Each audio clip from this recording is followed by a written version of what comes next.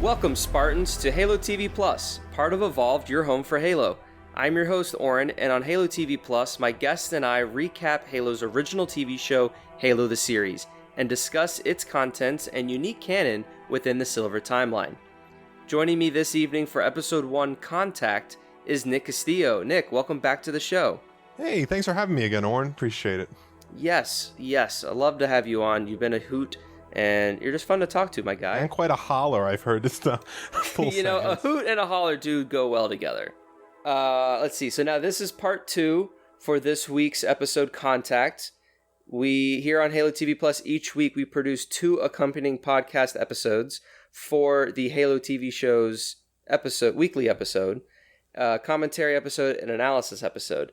This is the analysis episode. Nick and I will highlight key moments from Contact and discuss its effectiveness on screen while adding core canon knowledge for context. Earlier in the week, we released our commentary episode where we discussed the whole episode while watching it. If you missed it, I recommend listening to that one first before we get into the analysis, but it's up to you. Some housekeeping before we continue. If you're new to the show, welcome. Halo TV Plus is part of Evolved that hosts a variety of different Halo-themed shows. Podcast Evolved, Mission Debrief, Builds with Blocks, Halo Book Club, and Halo Headlines. Evolved also partners with the podcast HCS Pro Talk, which is with Will and Josh, where they discuss the latest information within the competitive Halo scene with an emphasis on community every single week. You can learn more about all of those shows on our website, evolvedhalo.com. As we are a new show, we ask that you rate us and leave us a review. We greatly appreciate all the feedback we receive from our listeners to improve our show's quality. We would like to take a moment to thank all of our patrons for their continued support to making this show and all of our shows possible. Thank you guys so much. Our patrons receive a variety of exclusive rewards such as early episodes, unique swag, access to our podcast soundtrack, and more. You can head over to patreon.com/Halo Podcast Evolved to learn more. Now, our last episode technically was the commentary for this first episode of the TV show Contact, but I do want to highlight our kind of primer episode that we had, which was the third of that series that covered the trailers and Silver debriefs, that 343, those blog posts that they put out. Aaron and I looked at the first look trailer, the teaser trailer, and the official first trailer and the official second trailer. Talked about what we saw, what we can expect, did a little bit of speculation, and we also covered the 2 Silver debrief blogs that 343 puts out on a pretty much a weekly basis now. And I just wanted to highlight that since recording that, they also released a 3rd Silver debrief blog that breaks down the second trailer. Because remember, the first 2 blog posts, they cover the teaser trailer and the first official trailer. Now they have one for the second official trailer. It's a little confusing, I know. I'm not sure how I'm going to cover it, but 343 will be releasing a Silver debriefing blog at the beginning of each week for the episode that premiered the previous Thursday. Because Halo TV show episodes come out every Thursday. I record these responses on like Friday and Saturdays, so I'm not sure how we're going to cover it. I just wanted to put it out there that there may be a world where I just don't cover it, and then maybe we do it as like a retrospective after the series, because I just don't know how I have time to just kind of do it all, and I don't want to wait for the still debriefing blogs where we can record over the weekend. So just wanted to put that message out there for the listeners that that is going on kind of independent to the show, or rather in tandem. And then also on Paramount Plus, they have something called Halo After the Show, which they're calling, I think, Halo the Series Declassified, where they interview some of the cast members and stuff like that. Again, I'm not going to be breaking down all of that. There's different fun things that you learn, and I just recommend that if you go watch the episode, then you also check out the Halo After the Show, which is this declassified series that they're doing.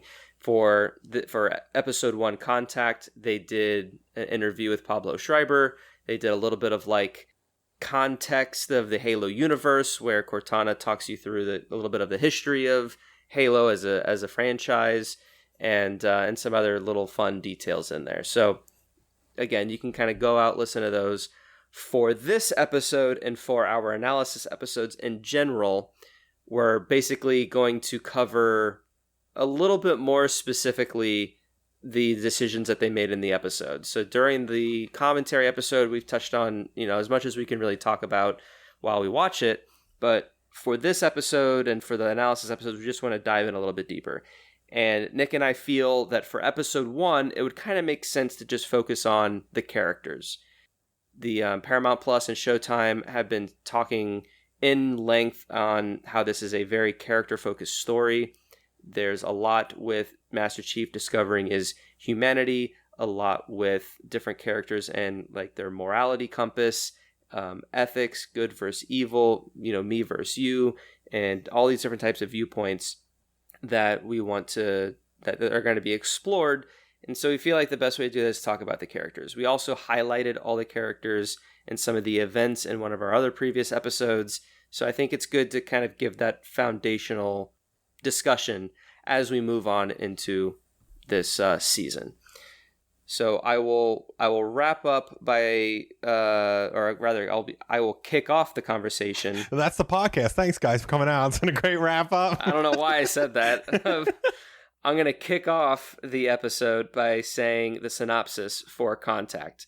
In the year 2552, humans on the planet Madrigal have been fighting for independence from Earth, but a fatal encounter with the alien Covenant complicates things.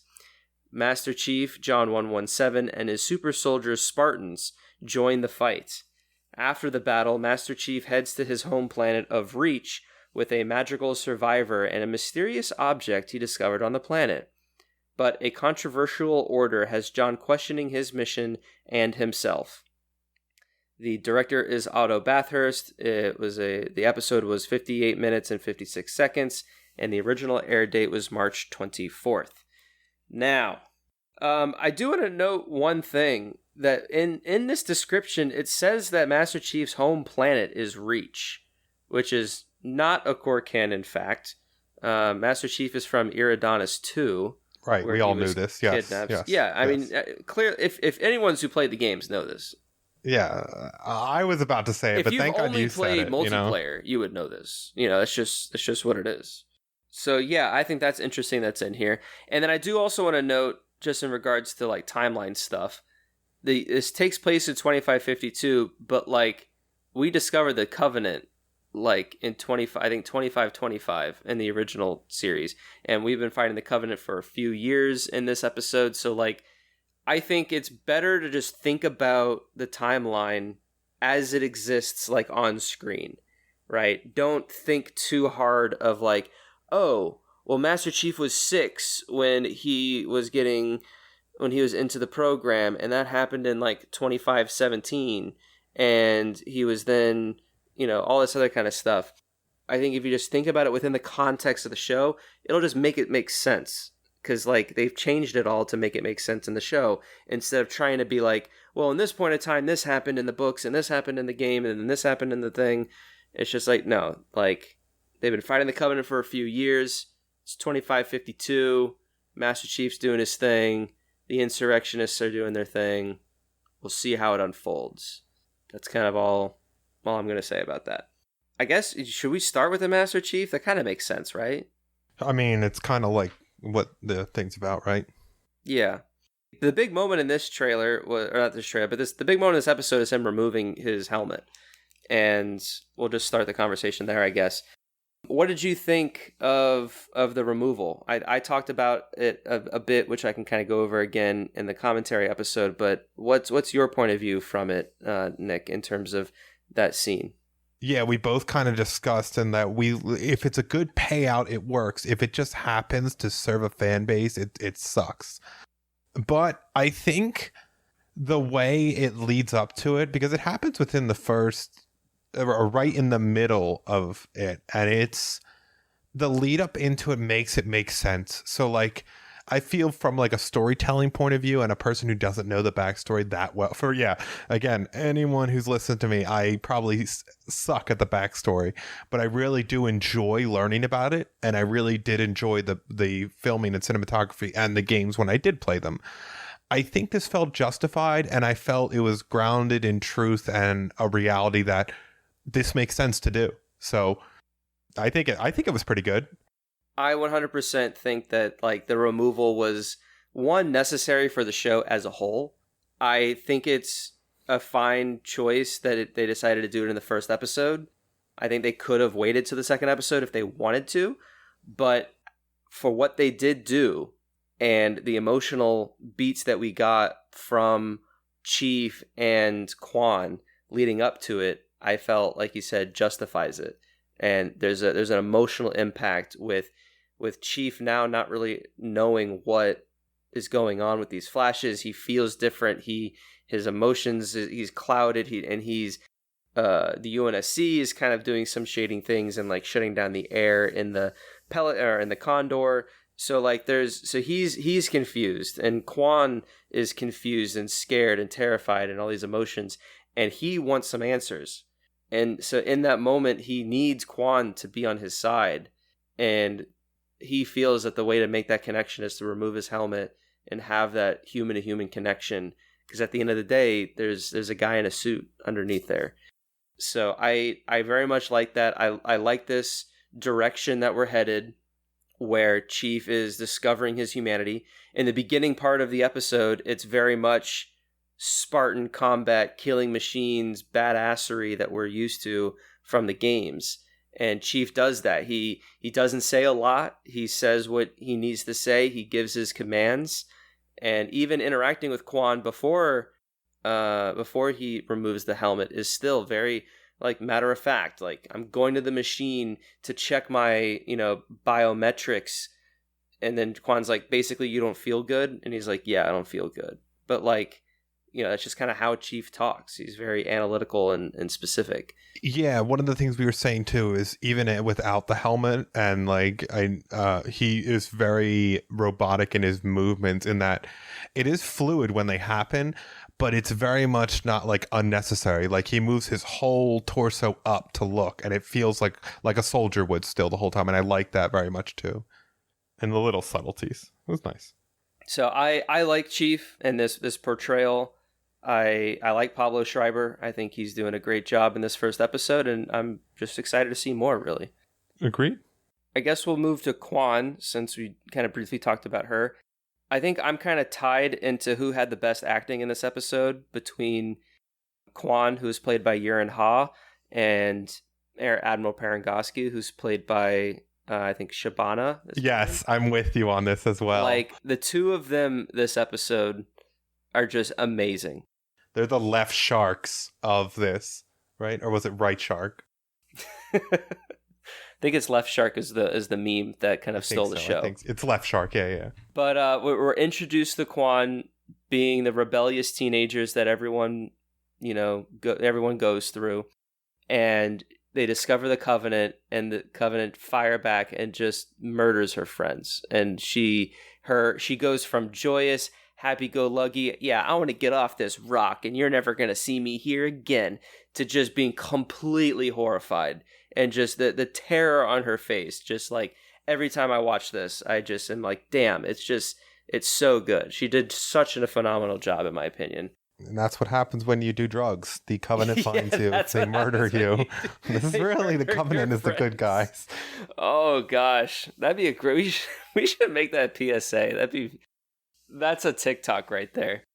Oh, my gosh. That's hilarious. Kind of to piggyback with what you were saying, though. Yeah, I like her. There is a little bit of a childlike innocence that we do find with her, but there also is the point of like the weight on her shoulders that she probably feels of being the only survivor of her like people. Oh yeah, survivor's guilt. Yeah, she's definitely carrying some of that, I think. It's very good. It's very well done. It's the childlike innocence, but still like, I'm doing this. I've got no one to lean on now. It's just me, so I'm going. Are you kind of referring to that scene she has with Miranda and the hologram? Yep, it's beautiful. Yes, 100%. If you would like to tell that, I don't know if we're spoiling the scene, but basically, this is full spoilers, 100%. It's like you presented with the like, oh, I'm sorry that happened to you, and like I want to help you, and by helping you, you'll help me.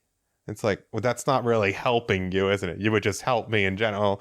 And she just basically gets asked to make like a statement that'll be turned into propaganda for the war effort. Thank you. Yeah, for the war efforts.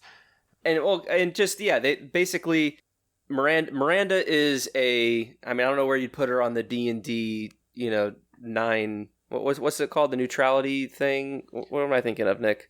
With the alignment spectrum. Yeah, the alignment. Yeah, I don't know if she's like whatever the super good one is, but like she lawful good. Like she may not be lawful good, but like she's definitely up there, in the good category. I'd say chaotic good, because lawful good would be always doing the right thing. So you wouldn't, like, I'd say John would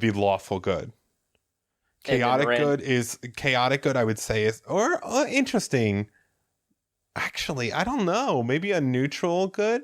Maybe a neutral good, because the point I'm trying to make is that, like, Miranda, in her heart, she wants to do good, right, in this scene. I guess we'll kind of transition to Miranda for this conversation. And she wants to do good. She knows that there's a bigger threat than the interpolitical sort of, like, needs of the outer colonies, because the Covenant is, like, committing genocide and planet hopping. And so, like, she wants help where she can take it, but at the same time, it's like you are asking this person to, like, completely forego everything that she's been grown to believe to better suit your cause, even if it is, quote unquote, the best means to an end. And it's moments like these that I hope just kind of continues throughout the story, that you have these different characters trying to reach their own goal, and no matter how justified or good it may be, there's still another side to it. So, and then you see then more of that when you start talking about Miranda and her father and Jacob Keyes, where then after that, when she's like, man, I really thought I was getting into her. Like, I was so political. Like, I don't understand why she, wanted to just do her own thing and basically threaten, and then Jacob Keyes was like, well, that's just who they are sometimes. And if they're not going to help us, then we can't keep them around. It's very interesting, like, the indoctrinating of, like, this is the lifestyle, so when you try to show someone else your lifestyle and they're like, you're wrong. It's like, what do you mean I'm wrong? That's the only thing out there. Yeah. It's like when religion, when you tell them, like, I don't believe in God, not saying I do or don't, but, like, that's how hardcore it's built into her. Of, like, what do you mean? There is only God. Like, what do you mean there is only us to fight for you? And it's like, no, we can fight ourselves. It's like, okay, good luck. I'm sorry, what was that again? 126 to 127 then? Yeah, okay, you fought well. No, right, but that's exactly the kind of mindset that are, thoughts that are going through, like, Miranda's head. It's like, what do you, like, come on, like why don't the insurrectionists understand that, like, we are trying to help and there's a bigger threat out there? And Kwan thinks it's better to honor her mother and father who fought for this cause than to tell the truth that there's this alien race out there that for all she knows, the UNSC could be behind, So yes, great dynamics between them. Jacob Keyes, we see a little bit of him in the first game, and we get him in the Cole Protocol, but for such a, I guess, major character in the lore, we really don't see a lot of him in the lore. So the fact that he's in the show, I think is a big moment for him to kind of, like, show who he is. And Captain Keyes in the core canon is methodical. He's very honorable, a great naval tactician and pilot, which I do hope we get to see later on. Like, he was very much, like, at FleetCom on the ground. Like, he has to pilot some frigate later in the series, and there needs to be some cool space battles. So I hope that's to come. But in terms of this episode, we get to see a little bit into him on what I would classify as just maybe obedient might be too strong of a word, but, like, he's willing to go through with that Article 72 order to eliminate the teenager or a teenager. I would say he's just direct. Obedient. No, because direct is like getting. Yeah, I'm trying to think. Like, I know what you mean by obedient, but obedient would be he does whatever. Yeah, no, I agree. But he follows through. He's a good student. He's well taught, and what he's taught, he executes. And I know what you mean by direct as well, because it's like, this is the order, and I'm going to carry out the order because I believe it is the best thing to do. Not so much as like, oh, I'm going to do it because you told me to. It's like, no, I truly believe, because you get a little bit of some back and forth later on when Chief is when the Condor is flying back to Fleetcom and Chief is trying to stop it, where Parangosky says you need to shoot down the ship, and he's like, no, like that's our biggest. Well, he doesn't say no, but he's like, are you sure? Like that's our best asset. He feels like he's disciplined with that. I'd say disciplined would be more the word, because it's like when he is given the order, he does it. But if it's not a direct order, then he will talk about it. But then the moment it turns into shoot, it's like, okay, yep, got it. Like it's, he will, I think it's like he respects that he knows that he has the room to talk, but once the room has been given for him to follow an order, he's like, got it, type of thing, if that makes sense almost. Yeah, I think that's what I was trying to say. So thank you for that. So I'm very excited to see where Keyes goes. I think he has a lot of room to kind of just grow and see more of him, and I want to see him take some more charge, because he's in this scene, in these few scenes, he's very much taking orders from his superiors, but he also leads a whole crew throughout the core canon. So I can't wait to kind of see him and see here's his gears turn, if you will, and kind of make those decisions and just kind of play with those environments. So speaking of gears, the next person, Commander Shepard, we should talk about.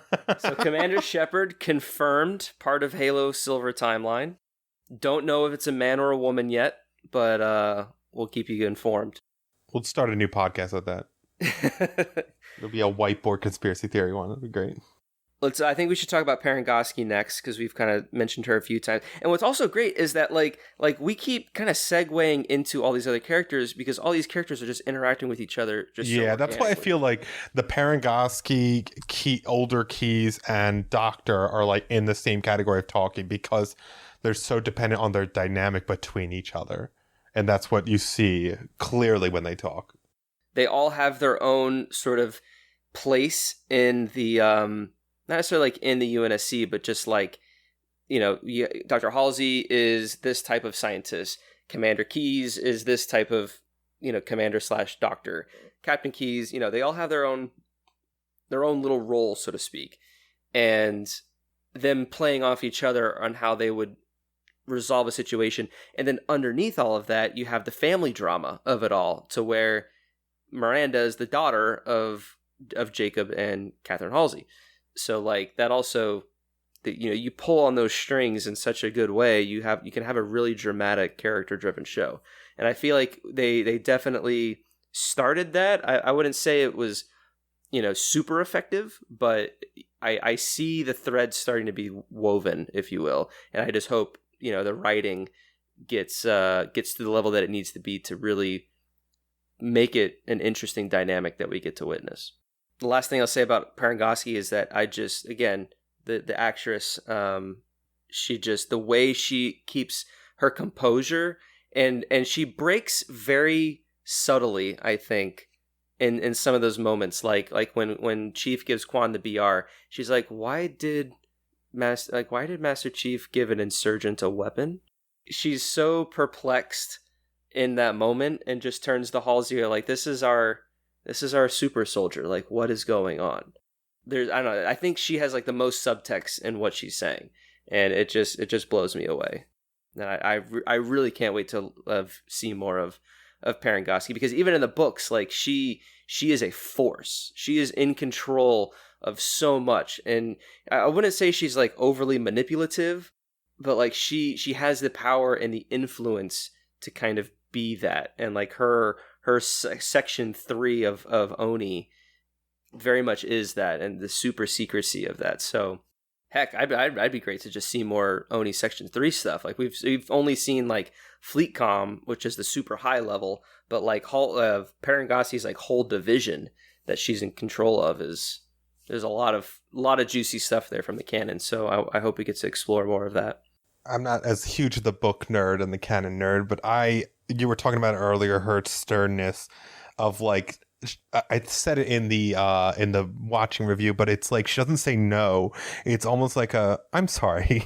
Did you just tell me I could do like the I know I didn't hear you say this, so just confirm that you didn't. So like, AK, if I asked you, Oran, go and get me $10, and you're like, I don't have $10. She's very much like, I'm sorry. It's almost like you said you weren't going to get it for me. Is that what you said? Like, it's very much like don't let me hear you say no. It's so good. Like, correct me if I'm wrong, but if you correct me, you're gonna get hurt. Yeah, right. Correct me if I'm wrong, but are you implying that I'm wrong? Because you better be wrong. Do you want to talk about Halsey? I think Halsey's one of your favorite characters this episode. No, I always like the not the mad scientist role, because I don't believe she's a mad scientist, at least. I mean, because I suck at knowing the knowledge, but I love the people that are like driven at all costs to like do what they want to do. Like the expression like we see in memes is like, I don't want the hero saving my day, sacrificing me for the whole world. I want the villain who sacrifices the world to save me. It's like she very much gives off to like, I'm doing this. If you're going to get in my way, we're going to have a problem. But in more of a like, but in a very good way of like the chess tactician that's 7 moves ahead and knows where everyone's already going. Like we see in the episode with when she sees the reaction of the artifact and John. It's like not only the realization does like she still have the hold over John and know John will come back. It's that he's going to come back with like, I'm going to get that somehow. I'm going to be able to like see that artifact, and that's so powerful. She desires it so much. And so she, and like even, and we get a little bit of this in the trailer as well. Like we see her looking at the artifact, and it's just like she just longs for it. She just can't get out of her head, and her persistence and her desire, I think, and like her determination is what really compels her to do what she does. And she has that for the Spartan program initially. Later on in the books and stuff, she has to battle like regret and, you know, taking these kids, and there's some inner conflict in there, but like the fact that she carried it out, like you need to be a very strong-willed and committed person to do that. So Halsey very much is that type of complex character. And I would say she is perhaps one of the most complex characters in the entire canon of the core canon. So it's no surprise to me that Natasha, the actress, is very driven to learn more and to further portray this character, because she's very excited to play Halsey. It's just so much to go into. It's so good. It's so juicy. Let's see, who do we have left? I think that's all the main hitters. Maybe just the squad itself, like as a unit. That Yeah, we have Silver Team. We don't know. I feel like we could have learned more about them in this episode. I understand why when I like play it back in my head, because the scenes that they're not in, they're focused on another character moment with all these other characters that we're talking about. So we would have had to take away from something that we've already discussed, which we keep saying is we think it's done really well, to then develop them a little bit more. So hopefully we get more of them in later episodes. But you have Riz, who's the kind of tactician, improvising fighter, very close quarters. You have Vanak, who's kind of the muscle, Master Chief's like number 2. He has that sweet DMR.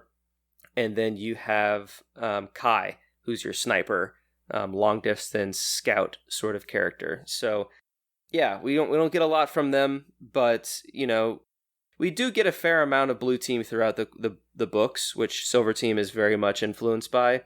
There's definitely room for them to get developed, and we do see a little bit more of them in the trailers that we haven't seen on screen yet. So we'll just kind of see where that becomes. Yeah, so excited to see where that takes us. That'll be great. I think the last character we should talk about is McKee, who I'm very interested to hear from your perspective of, because of how little, I guess, to not insult you, that you know of No, the no, no, canon, you're but- fine. McKee, you have to remind me of face value. So 'cause I had McKee is the blonde woman that is with the Covenant, with the head, not the headdress, but she has that elaborate gown, or the ceremonial. looking fine garb. as hell. No, yeah, I got you. Yeah, like just I'll just have you take it away. What do you think of her as a character and her place in the story?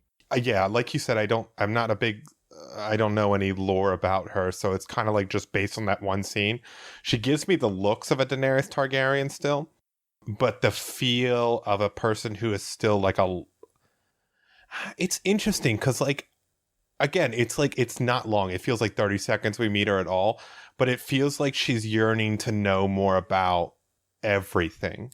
Like a wonder child just wanting to, not a wonder child, like a person who just wants to soak up all the info they can get. So, I mean, yeah, she's on the Covenant side, but like we see her reading a book about like a old like English book or something. I don't know, the Angels or something. So like she's learning about lore of like her enemies. So she's very much interested in them. So it's interesting. I'm worried that she might have that like syndrome of like falling for her enemies or eventually helping her enemies is what I feel. But as to where we're going, I don't know. I mean, I said, it's going to happen. I mean, if anything's going to happen, dude, we already saw the chief take off his helmet within the first episode. Maybe they're going to get together, dude. That's it. Well, all right. So just to kind of respond a little bit to what you're saying. So McKee, there's no character like McKee in the core canon. There's no God, so they could get together. They could get together. McKee was kidnapped by the Covenant. Oh, she was kidnapped? Oh. Yeah, she was kidnapped and she was raised by them. And I know that because that's what was in like some casting thing that they announced a couple years ago. And I hope we get to see that because I think that would be great in us kind of better understanding her relationship within the Covenant and kind of, just how that union came to be. Because yes, she is on the Covenant side and the Prophet of Mercy had to kind of remind her that you're reading the book to understand human lifestyle, which technically means understanding our enemy. And so he's still very much like, informing her and kind of dictating to her that's how you need to believe. But you do see a little bit of her sort of not reverence, but like her hesitation to it. And she's like, oh yes, you're right. Because I bet you she does have some, or I would think, I mean, I don't know, but like if I were in her position. Like a Ariel wanting to go to the land, but King Triton saying you belong in the ocean, the land's bad. She obviously knows that like she's a human and the Covenant are over here killing all of these humans. And so like I'm trying to rationalize why corrections, they're just putting them to sleep, they're not killing them. Okay. Oh, right. Yeah, blowing off their torso is just putting them to sleep. That's a blanket. You can't see underneath it. It's a camo blanket that they're throwing on them. I feel like they need to rationalize it somehow. And I feel like that's why they call her the Blessed One and they treat her with such respect. They basically kind of treat her as a deity almost, even though the Forerunners are the deity because that's what the whole Covenant religion is based off of, which we went into in another episode. I feel like they're trying to say that like she is the one human that is pure, and because she can interact with the Forerunner objects, because that's her purpose. That's the purpose she holds in the story. That's why she knew the artifact was there, and that's why they went to Madrigal, and we get all that in those opening moments. And I think that helps. That's how I'm rationalizing it anyway, that she's kind of brainwashed that way. Big brain. If the casting notice says she was captured, maybe she's playing innocent this whole time to the Covenant. And really, she just wants to get back to the humans and is dreaming of that day. And when it happens, we're going to see it as it looks like she's infiltrating the humans. And then it's going to get to a final moment where Jon's captured by them. All right, Giga Brain, so you're still with me. And she's going to have like a Kylo Ren moment where like Snoke's going to tell her to kill Jon and she's going to attack the Covenant instead. If this happens, every one of your subscribers, Patreons, owe me something. I don't know. We'll get to it. If this happens, Oren, you can't play Halo for a year. If this happens, I'll bring you on another episode, all right? Oh, absolutely. Personally, I think she should just stay being a Covenant bad person. I really don't want her to have a change of heart. I'm tired of double and triple crosses, but I would love, though. I think she so I could be right. She should just own it. Like they need it. Like if they are going out of their way to invent a character to a human character that is on the Covenant side, like if you're gonna go out of your way and do that, like you fully commit 343.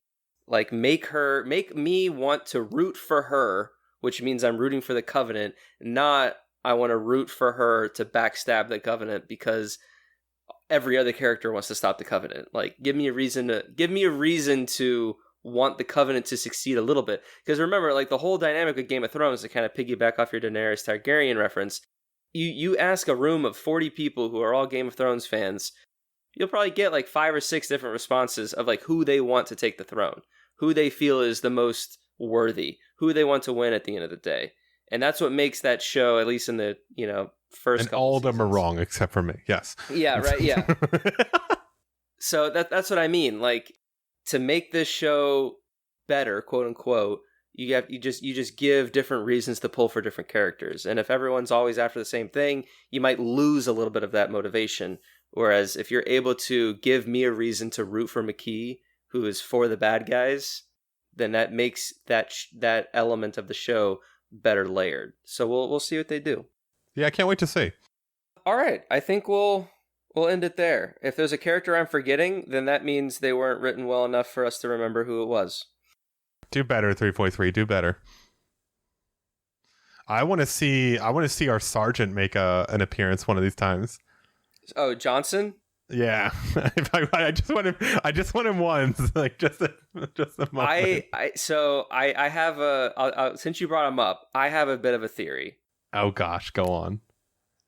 Deep down, I truly don't think he's going to come back. He's going to be introduced because he is. Well, that's all the time we have tonight, folks. This is a great ending to the podcast. Thanks for crushing my hopes and dreams. But if I were to insert him into the show, how I would do it is just to have him be on the ship that eventually gets to a Halo ring. Because we're going to go to a Halo ring. We have to. It's the show, Halo. Whoa. Oh, whoa. Yeah, go ahead. Whoa. Yeah. And so then say like towards the end of season 1, we get to a Halo. Well, then now season 2, we're on a Halo. What do you know? You could just insert Johnson into that. And then now he's an on the ground combat Marine. What if they made him like a wimpiest guy? like just a wimp before we ever knew him to be like a hardcore guy?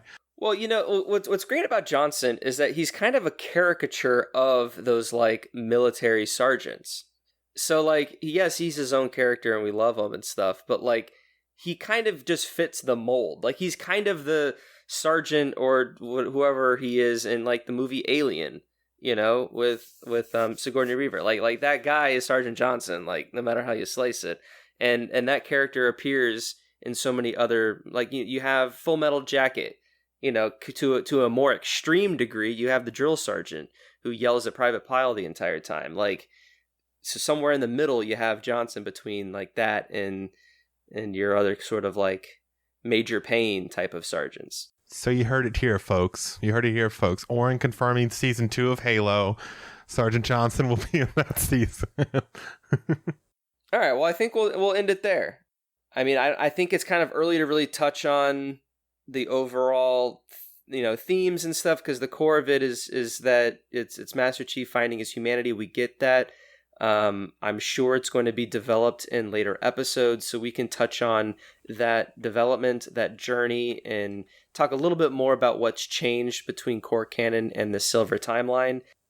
I don't foresee, just kind of basing off of like this episode and our commentary episode, I don't really foresee us doing too much with like all the Easter eggs and like all these little details.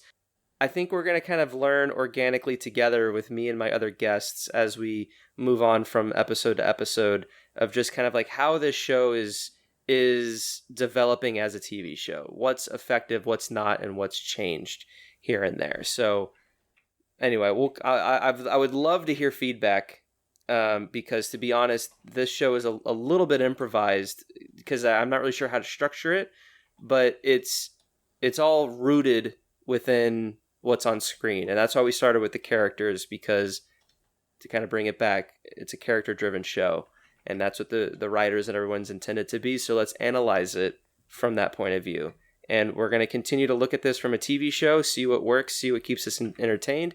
And then as a Halo fan, what works, what was changed, what rubs us the wrong way. But I'm very interested because this show is very divisive right now in terms of its reception. You have people who love it, people who hate it, and people who are not sure yet because it's only one episode. I just want to encourage our listeners, if you have opinions, share it on our Discord, send us an email, podcastevolved@gmail.com. You can leave us a voicemail if you dial 205-EVOLVED, which is 205-386-5833. I kind of started a little bit of the closing, but Nick, I just want to throw it to you one last time. Is there anything you want to kind of touch on before we wrap up for the evening? No, man, I'm so excited for the next episode. I cannot wait. Awesome. Me too. I'm looking forward to rewatching episode 2 and talking about it. I think I have strangely even more things to say about it than what we've already discussed on episode 1. And yeah, I'm looking forward to the other 7 episodes after. Well, thank you very much, Nick, for joining me for this whole journey. I mean, we've really been through it between the theater premieres, our teaser, the commentary, this episode. Like, it's been quite an experience. So thank you so much for stepping up and joining me on it. You're a great friend, and I just love experiencing Halo with people, and that's why I do this podcast. So thank you for all that. I would love to have you on another episode. We'll see how the schedule ties in. Evolved. Almost. Slow down. Slow down there, buddy. I just want to say Halo the series, of course, premieres exclusively on Paramount Plus every Thursday, I believe at midnight on Pacific Standard Time. Like I mentioned at the top of the show, you can find every episode to all of our episodes from Evolved at evolvedhalo.com. Once again, another special shout out to all of our patrons for all their support and making all of the shows that Evolve produces possible. Head over to patreon.com/Halo Podcast Evolve to learn more. I already talked about how you can contact us. Please keep the dialogue going. Add us on Twitter and Instagram and whatever we would. I want to try to incorporate our community into these episodes. I'm not sure how, because there's so much to talk about. It's a very exciting time to be a Halo fan, I think, and we'll just see how it goes, And if it's great, awesome. If it's bad, then we'll talk about it. We'll see what went wrong. If it's bad, then your opinion's wrong. It's okay. Yeah. All right, that's it, guys. I'm your host, Oran, and until next week, evolve. Evolved.